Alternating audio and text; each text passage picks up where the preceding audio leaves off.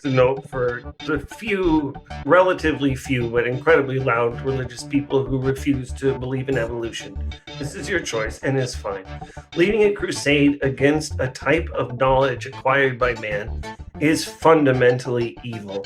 Assuming that you know how your God created the world, assuming that you understand how God created the world, and that it couldn't include evolution because you know what God thinks, is disgusting and blasphemous. Do you understand?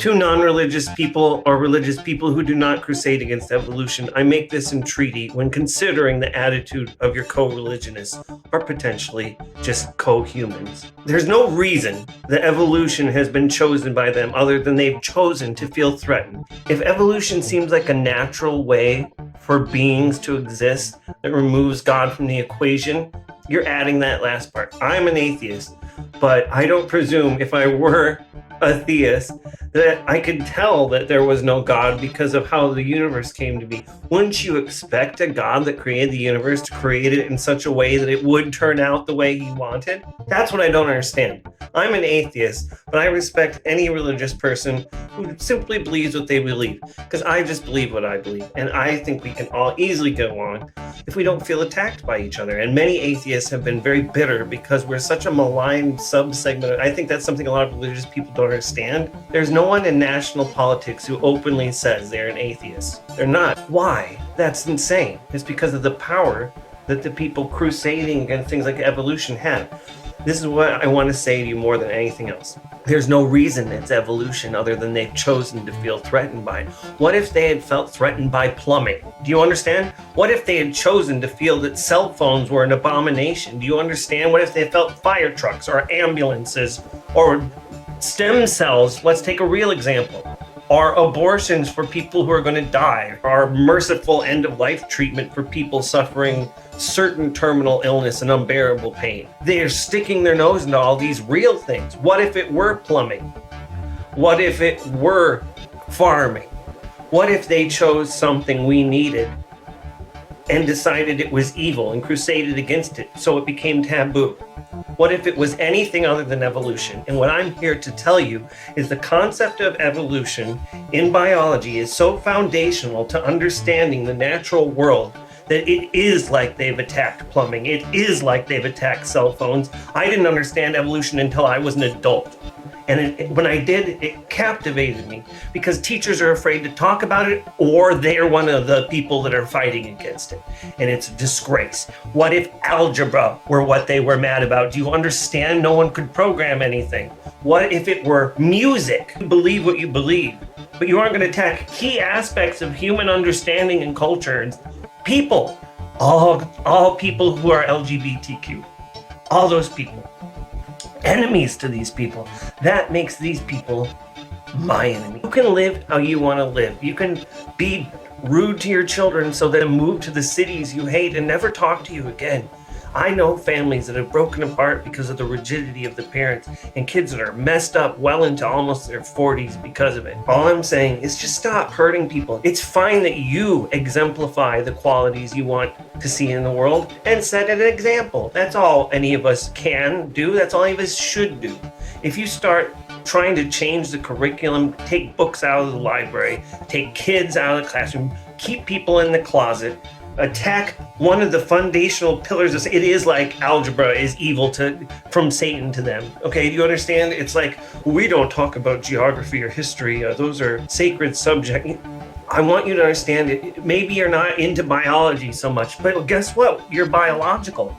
You can't escape the fact that evolution plays a key role in understanding how organisms and ecosystems work together.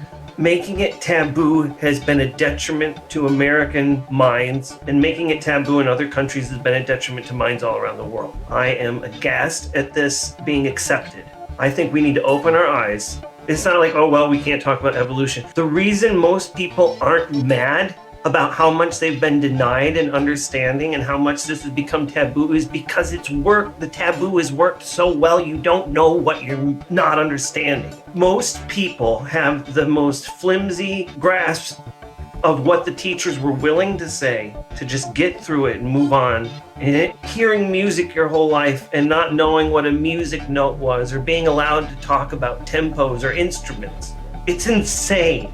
My grandmother tried to raise me creationist, and I got creationist magazines when I was 8 without knowing it was insane propaganda, and I still felt the wrongness of it. Any kid who likes dinosaurs can see the cladistic relationship with the emphasis of like competition, and people have a dark view of evolution who don't understand it very well. Think of it as not the fittest as in the strongest, like CrossFit, survival of what is most fit to its environment. And so you get an environment filled with things that fill niches that other things can't fill, that work together. And sometimes it works together by preying on it or whatever, but it's not all evil. Here's a simple foundation of evolution. It's a mathematical truth that if you have replicating things, let's say bacteria in a petri dish, there's a limited amount of time they can replicate before the amount of food in the petri dish is gone. The ones that replicate faster will have more copies of their genes. And so if they take a slice from that finished petri dish, inoculate the next petri dish with it, the ones that are fastest will overgrow and generate, in a few petri dishes, there'll be pretty much only those. That's why you don't want to use too much hand sanitizer, because the 0.01% of germs that left are the ones that hand sanitizer doesn't kill. So you do it too much, you're full of replicating copies of the hardiest gene. Do it when necessary. And people would understand that intrinsically if they knew what evolution, all these variants of the virus my grandma was talking about, there's this variant and that variant, and I was like, just not to start a fight, but you realize the only reason there are variants of this virus is because they're evolving, and you're seeing it in real time. It's not a textbook thing. The only thing with lifespans short enough and replicating times quick enough to change in real time are viruses and microbes, and they do all the time. All the time. The quicker eating bacteria, the ones that have different properties, they do better in certain temperatures, better in certain light conditions.